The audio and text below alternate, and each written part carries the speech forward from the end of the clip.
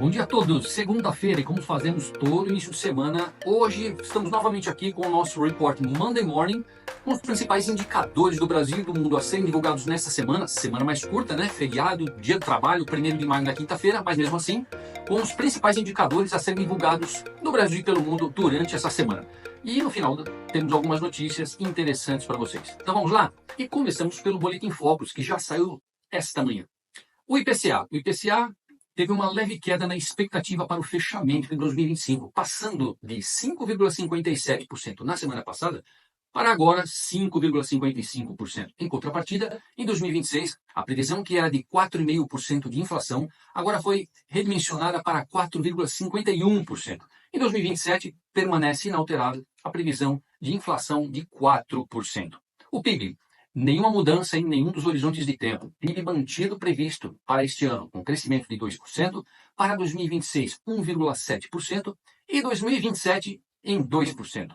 O câmbio. Nada mudou para 2025. Permanece a previsão de fecharmos esse ano com um câmbio de R$ 5,90. Porém, para 2026, há uma queda de R$ 5,96 para R$ 5,95.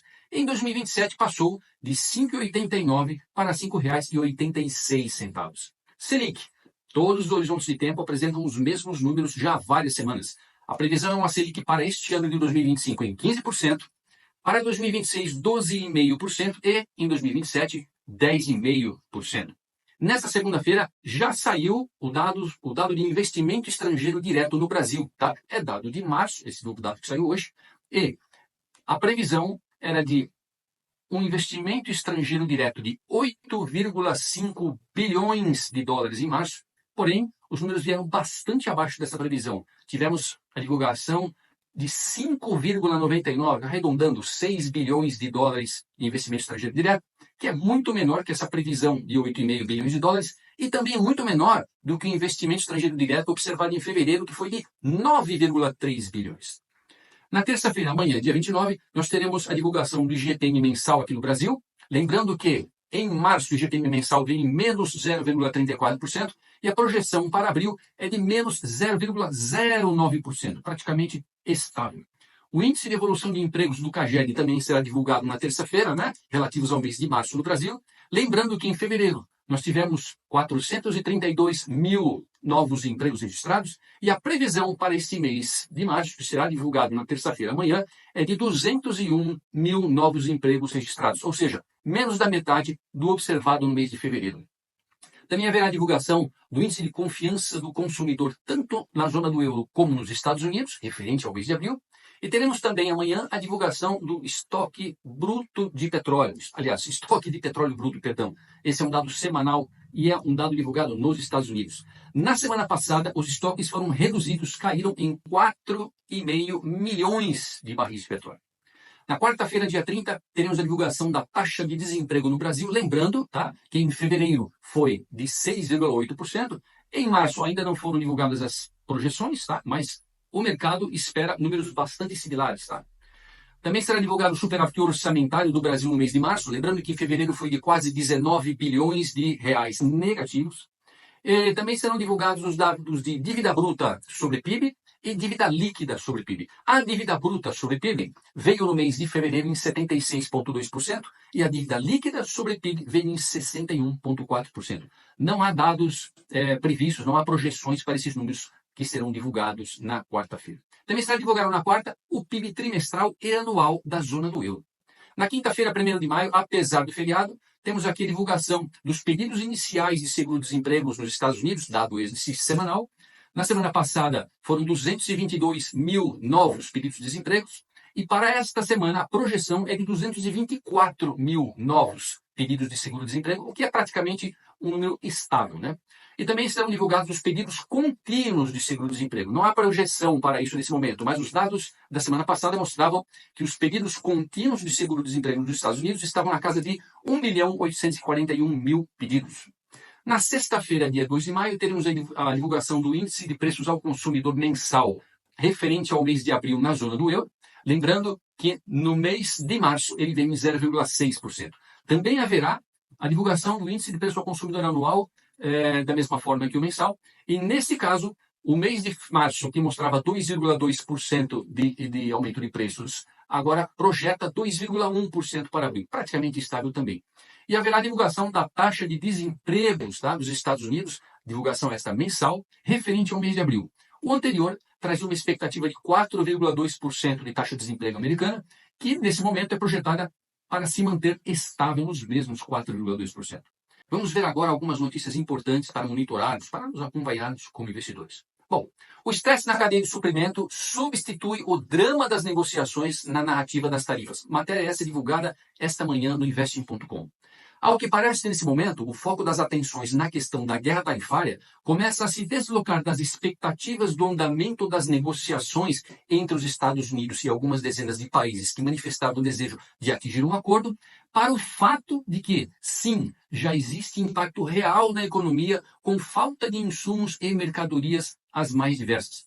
O que ouvimos já há pelo menos 2 semanas de que muitas fábricas na China estariam paralisadas, começa a resultar na indisponibilidade de produtos nos Estados Unidos. Sim, desde produtos mais básicos como utilidades domésticas, calçados, roupas e etc., até mesmo de insumos importantes como os produtos químicos e farmacêuticos, remédios e até mesmo aquelas terras raras que são importantes para a produção de componentes eletrônicos, que, como já sabemos, afeta diretamente a capacidade dos Estados Unidos em manter o setor militar e de defesa operando em regime normal.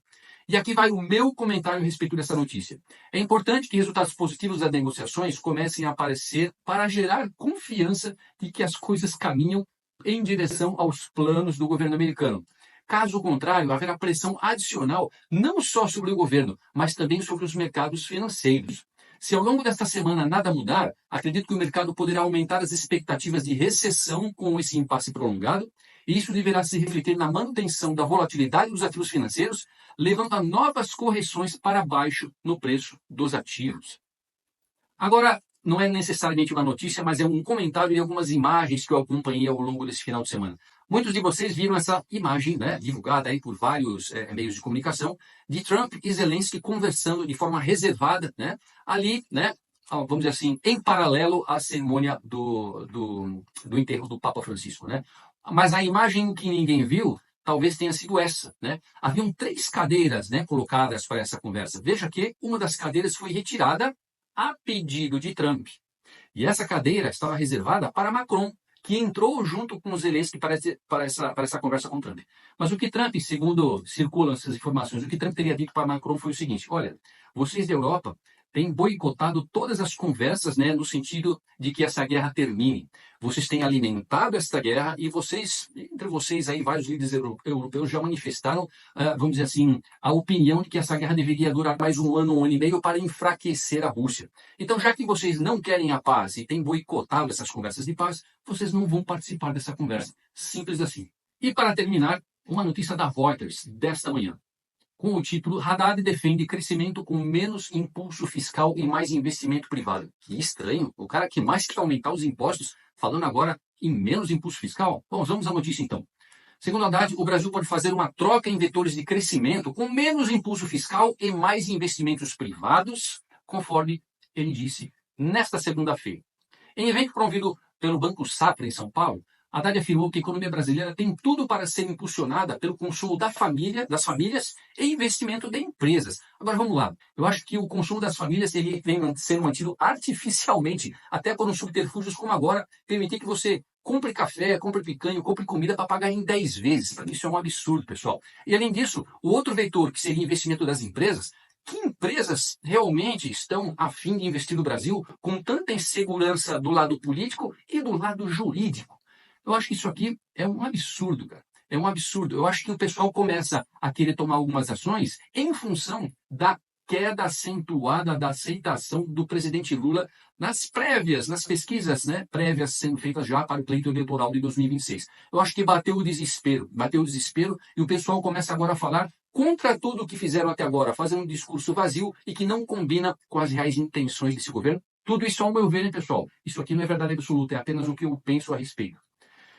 E são essas 3 notícias, só essas 3 notícias que eu vou dar para vocês hoje, antes de nós encerrarmos. Mas, no último minuto que eu vi aqui agora, e é importante mencionar, parece que houve um blackout na Europa, um blackout total em Portugal, na Espanha e parcial na França. Segundo informações, o controle, vamos dizer assim, o órgão responsável pelo controle de operação das redes elétricas na Europa está verificando ainda qual teria sido a causa desse blackout tão extenso, na verdade.